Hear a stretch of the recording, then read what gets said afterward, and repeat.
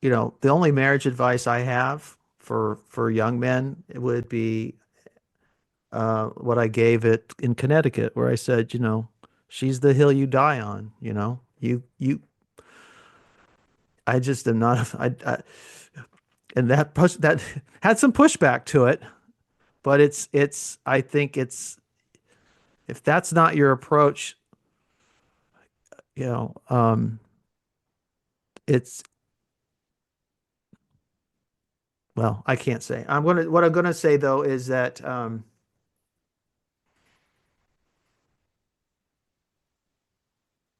well, my wife had a similar attitude, I guess, because I put her through, as I said, I probably shouldn't use that language that I used in Connecticut, but I said I'm a hard person to live with, or I have been. Taking me from my very beginnings.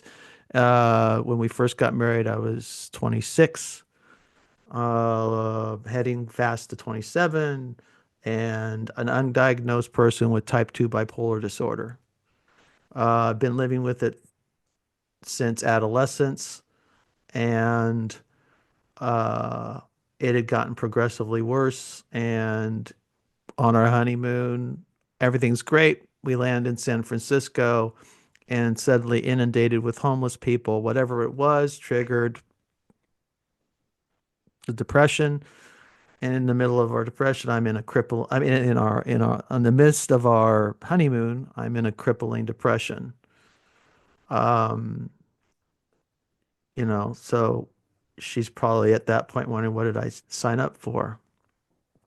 On the other hand, there was a lot of love, um, a degree of passion that gets things started, I suppose. But the love, and she's also a person of profound character and stubborn, and um, so yeah, it was, and she was willing to go for the ride to let me figure it out all the way from going, it's one point, I'm probably, how old would I have been? Yeah, it was only a year or so, year or two into the marriage. We're attending the Vineyard in Anaheim. Wimber's still alive at the time. And I'm running a business and I cannot get the devil to stop talking to me. I'm working all day. I was shoemaker, so I'd work with my hands, so a lot of time alone. And when I say the devil talking to me, was it audible voices? I don't know. It's awfully close to audible, but I would say no, it wasn't quite. Oh, there's someone behind me. No, it was more. It's all in the head, and just condemnation and just you know you're worthless. It's worthless. It's not. It's just this boom, boom, boom, boom. This daily sort of uh, negativity that just could not shut off from morning till night. And so we're going to the vineyard. You keep all this inside. Nobody sees what's happening. This is what's Exactly. happening inside. Yep. Yep. And so one night we're at the vineyard. It's ministry time. If you're acquainted with the vineyard, it was music, sermon, ministry time. And you should explain to people what ministry time means. In the vineyard at that time, it probably is still like this to some degree, but at that time, you had laity throughout the congregation trained to pray for people and minister to their needs, Yep. basically, Yep. for healing, for support, emotional, physical, you name it. We had the And same thing. so, We did the same thing in our CRC church in Grand Rapids. Had a whole bunch of charismatics in that church, and we okay, did the same thing there. So keep going. okay, Yeah. okay. So what? And then, so everybody you need help, stand up or raise your hand if you can't stand, right? And people around you will come. Well, I did. I just did it. I bolted up. I'm going to do this. I'm going to stand up. And suddenly I have a guy whispering in my ear, three other people all around me. Don't know them. I couldn't picture them, pull them out of a crowd. Never saw their faces as far as I could tell. I don't, at least not in my memory. And guy whispers in my ear because it's loud. There's like 5,000 people in this auditorium. All these people talking. And what do you need? I said, just said, cannot get the devil out of my head. I can't shut him up. Okay. Boom. Next thing I know, somebody's got their hand on my head. Somebody's got their hand on my heart. People got their hands on my back and they're praying, some in tongues, some in English, some maybe some in another language. I don't know. It's a cacophony. It's glossolalia or whatever, you know. It's it's a holy gibberish. And I just go into a kind of semi-trance state. I just felt my head go back and I'm elevated. I don't know. I'm just in a different space mentally. Next thing I know, they're done. They're gone. They're off. Nobody asked me, "Are you okay?" Nothing. They just Really? said, "Nope." They had coordinated between themselves. My guess is they left me in a kind of trance state. They call slaying of the spirit or something. Yeah. And they saw, well, because this is very common. I didn't fall. I didn't lay down. I didn't sit down. Mm. I just stood like a board straight up. Oh, And my guess is there was a few minutes of that. It was yeah, not uncommon for them to just let somebody lay there. If they got slain in the spirit, you'd let them lay there and let God do whatever he's doing. yep, yep, And and if somebody starts shaking, what are you going to do? You let them shake, whatever. Or are they going to sit, whatever. It's going to sit or cry or laugh. You just let them do whatever is happening. You leave it alone. yep, That was kind of the training. I did some of it. But yep. anyway, later. Um, but I come out of it. The wife's looking at me like, no big deal. Didn't, to me, it was a big inner traumatic, mind blowing experience. And as far as she's concerned, I didn't see anything. I saw you standing and then you were done and you sat back down. And I did. And on the way home, it's like dead silence in there. Just gone. Just everything. That voice was gone. Now, one of the ironic thing with all this, depression actually got worse after. In retrospect, I should have gone back for the depression and gone back and gone back and gone back. That's the lesson. Yeah, yeah, I should have been more. I've been like one of those parables, you know, the was it the widow or who keeps nagging the judge, yep. or That and Jesus. Well, what do you see? It looks like trees walking around, and Jesus goes in a second time. Even Jesus see, goes in a second time. yes, yeah. So now I know, but then I thought, see, here's the funny thing is admitting we have all have we everyone has these layers of conditioning and barriers, and it was probably more shameful to admit to serious mental illness than it was in this context to admit to being uh, uh, under a spiritual attack. Hmm, Because hmm. in the 90s at that time, this would have been early 90s, very early 90s. I was, it would have been really hard to admit to my parents that I had depression. I resisted that for a long time because it was very Wow. shameful. You did Yeah, not, even to this day, my mother has dementia and shit's like, I'm not crazy. I know you're yeah, not. It was a big phobia, big yeah. taboo. Today, it's the inverse. Everybody's depressed, but to say You're the talking devil's to in the my devil. head, well, you don't want to say that. It's super interesting how that is inverted. Right. So yeah. So that was that experience. Well, let me ask you something. How did the devil get in your head? Do you know? Do you know when that started? That goes all the way back. I think it's epigenetic. Okay. See, I had my first, what is a suicidal machination? Um, wouldn't, I don't know if it quite qualifies as a suicidal machination, but at at around the age of 9 or 10, my dad kept handguns, not a lot, but he had kept one or two tucked away here and there. And I was 9 or 10 looking at it. I was always fascinated by guns. And because I told you as a kid I wanted to be in the military and all that. Anyway, growing up on Audie Murphy movies and John Wayne and all that. But I'm looking at this gun, it's loaded. I'm saying it feels good. It fits in the hand nicely. It was not very big, but just felt this impulse to put it to my head and want to pull the trigger. Just Wow. no rationale to it. Wow. Yeah. Yeah. And that wasn't a one off. Okay, that's a theme. Hmm. So, But when did you uh first hear the devil in your head?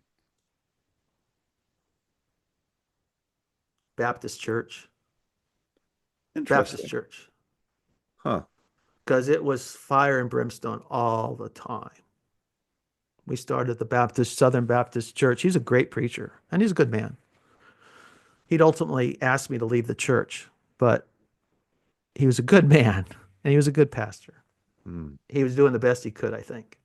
So But you got the devil out of your head at the vineyard, but then the depression was still in it. So now you had to work on the depression. yeah, and I think the devil in the head thing was an outlet for the depression. Okay. Looking back, trying to work it, sort it out Hmm. psychologically, it was probably, which my Buddhist friends found that probably made sense. Made a lot of sense to them Hmm. Hmm. because they work a lot with the mind, particularly the kind of Tibetan Buddhism I played with. It's understanding the mind, understanding that basically from the Buddhist perspective, we're just layers of an onion, in an onion. It's just peel one off and you just got another and you keep going and keep going and keep going until there's really nothing. And that's where you start to get to something real. Yeah. But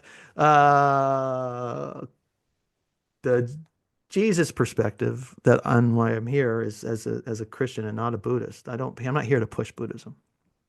Is that where Jesus tells the disciples they kick some demon butt and they come back feeling good and he says, well, don't rejoice that they listen to you, but rejoice that your names are written in heaven. Yeah. Yeah. So Yeah. there is an essence in Christ and Jesus. There is an essence Yeah. Yeah. that the Buddhists can't see. Hmm. And maybe other religious traditions can't see either, but in Christ there is that. Yeah. And so I yeah, think that's it. I think just like with the strange inversion of the devil and depression, I mean, part of what I mean, the generations of our wives also were you know, hang in there with the marriage. And you know what, part of what we talked, I won't mention his name, he'll listen to this probably, and he wouldn't probably mind if I mentioned his name, but his thesis, given the story that he shared, is that it's sort of the opposite of your thesis, is that, you know, she is the hill I'll die on. And his thesis is too many men are dying on that hill when what they should really do is get out. And of course, you know, having a conversation with him with respect to this, it's by no means a cheap conversation because Mhm. he fully owns the consequences of his take on that. And actually, I should have him on the channel again to talk about this thesis because I think it's an important thesis.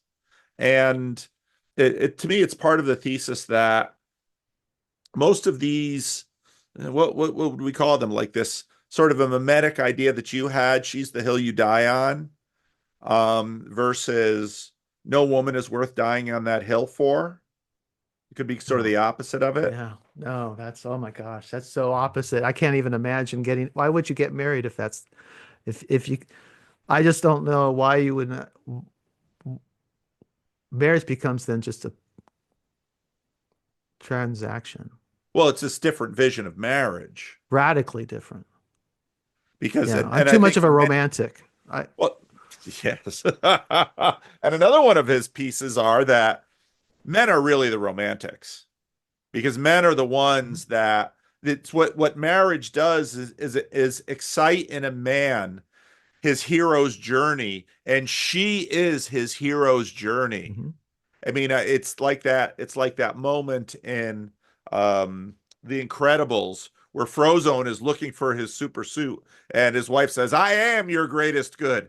And it's all that, and that marriage for a man is the hero's journey, and he is there in a very Ephesians way to lay down his life for his wife. And I mean, part of what's being tested in our culture is exactly that, and whether that is in fact um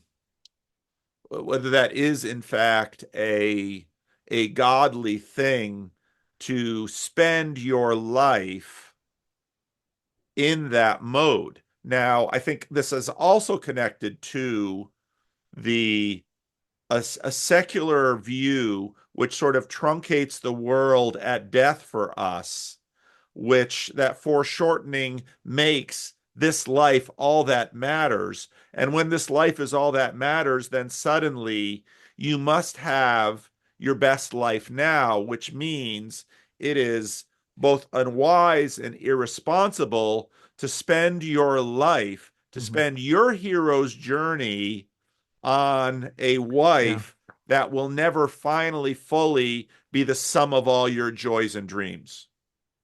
And Yeah. so in this way, sort of the masculine hero's journey and the feminine journey are, because I mean, what's been happening with women in our culture has been transforming too. Hmm. And many of them have sort of, it used to be that the man's hero's journey was to, your wife is your greatest adventure. But women, by virtue of the divorce wave that happened in the 70s, they took a step back and said, hedge your bets by building a career, because you can't finally trust the heroic in the men to care for you. But for good reason, Yeah, oh yeah. I'm because not there were a saying lot of men who didn't live up to their vows, right? I mean right, it. Uh, and a lot of women who don't too. sure, sure. And when I say that, I don't just mean I mean, men are slightly more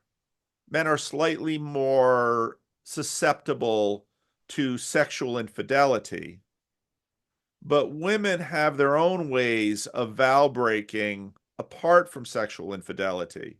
And that is again part of the argument of our friend, because he's looking at a marriage that was formational for him, where for the sake of the children, the husband should have rescued the children from the mother. And that does happen too.